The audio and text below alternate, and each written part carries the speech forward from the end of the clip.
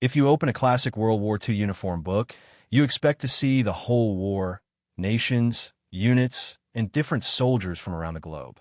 But often, one group is almost invisible: Black American soldiers. In one reference book, there isn't a single Black U.S. soldier shown in uniform. In another, a famous Black American officer appears, but he is placed in the wrong theater of war. That's not just a mistake. It tells us something about how we remember history, how inconvenient history gets silenced. Historian Thomas Reinhardt studied how another major event gets erased: the Haitian Revolution. Between 1791 and 1804, enslaved people in Saint-Domingue overthrew French colonial rule and created the first Black republic in the modern world. You would expect that to be present in any history of the modern world. Instead, in many Western histories, it barely appears, or it is treated as a side note. He argues there are two main ways history is silenced. The first is brutal in its simplicity. You don't mention the event at all. In his words, some writer just shut the hell up. If you never write about the Haitian Revolution, most readers never know it happened. The second is more subtle. You mention the event, but you bury it under background noise, or you zoom in so much that it loses its meaning. Take it out of context, treat it as a side note, and its significance disappears. In both cases, the effect is the same. The event is emptied of its significance. It no longer challenges how Europe tells the story of freedom, equality, or who counted as fully human. He further explains that forgetting is not always accidental. It is structured by choices about what to include, what to exclude, what to keep, what to throw, and how to frame it. From denial to Holocaust minimizers, historian Andrea Orzoff makes a similar argument in a different context: Nazi reenacting. Writing about controversies around people who dress up as SS soldiers on weekends, she points out that many of them insist they are just interested in uniforms and tactics, not in Nazi ideology.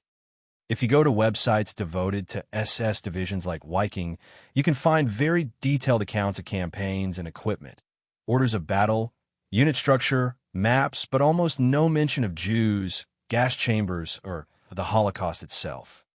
Orzoff calls this Holocaust minimization. These people may not deny the Holocaust outright, but by focusing on the cool military side and ignoring the genocide, they still live on the same spectrum as deniers. But in practice, they're deeply interested in the cool military side and largely uninterested in the genocide. They try to salvage something they admire, like fighting skills, discipline, or plain weapons, while ignoring or waving away the millions of people the Nazis murdered. From Holocaust minimizers to race minimizers. These two ideas, Reinhardt's silencing and Orzoff's Holocaust minimizers, give us a useful vocabulary. They also help make sense of something happening in World War II memory today.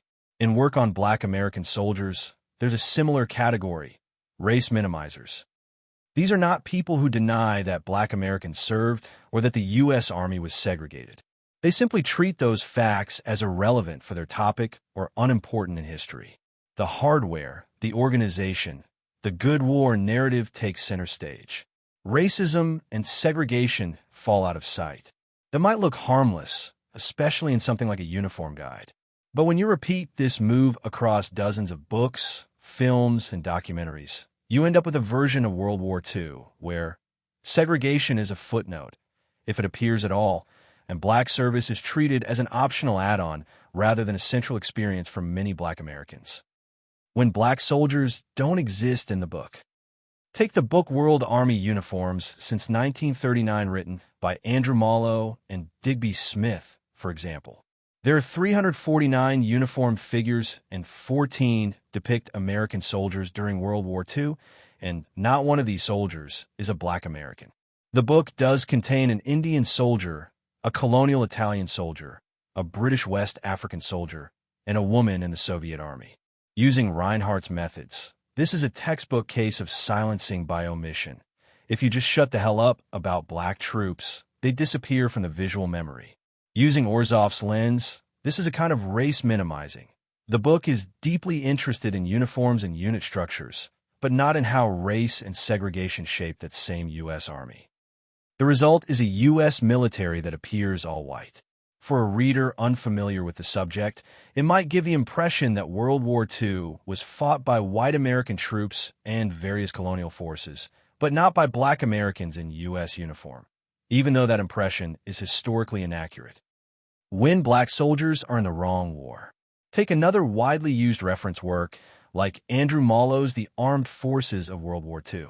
It features 365 uniform drawings from many armies. 41 of those are American, Army, Navy, Air Forces. The book includes colonial troops from European empires. It even shows a Samoan fighting alongside American forces. This book does a little better. It includes an illustration of Benjamin O. Davis, Jr., the first black general in the U.S. Air Force and commander of the Tuskegee Airmen. On the surface, this might appear as progress. A black officer appears among the plates. But there is a serious problem. Davis is placed in the section on the Pacific theater of war. In reality, the Tuskegee Airmen flew in the Mediterranean and European theaters, escorting bombers over Italy, the Balkans, and later Central Europe. Davis's significance lies precisely in that context, leading a segregated black fighter group within the United States Army Air Force and proving their capability in the European Air War. Misplacing him in the Pacific turns his image into a generic American pilot attached to the wrong region.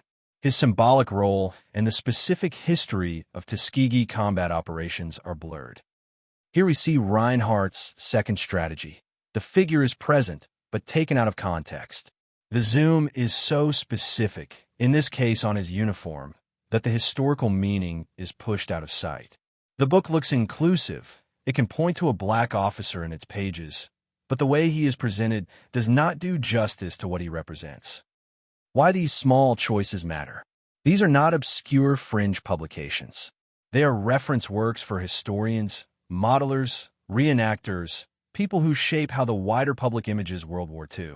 When such books omit black soldiers entirely or include them in the wrong place, they help build a version of the war where the U.S. looks democratic and racially neutral. Segregation and the double V struggle are invisible. Black service is a decorative extra instead of a central tension in the story. Reinhardt and Orzoff remind us that erasure is not always loud. Sometimes it is a missing plate, a misfiled figure, or a quiet decision that race doesn't belong in a book about uniforms. If we want to remember World War II honestly, we can not only catalog what soldiers wore. We have to ask who gets shown, what gets misplaced, and what those choices say about which stories we still find too uncomfortable to tell. Enjoyed this video? Share it with someone you know who is interested in history, and if you care about overlooked stories like this, subscribing helps me keep making them. Want to dive straight into the next topic? Check out my video on the erasure of black American soldiers at Martyrdom Cemetery in the Netherlands.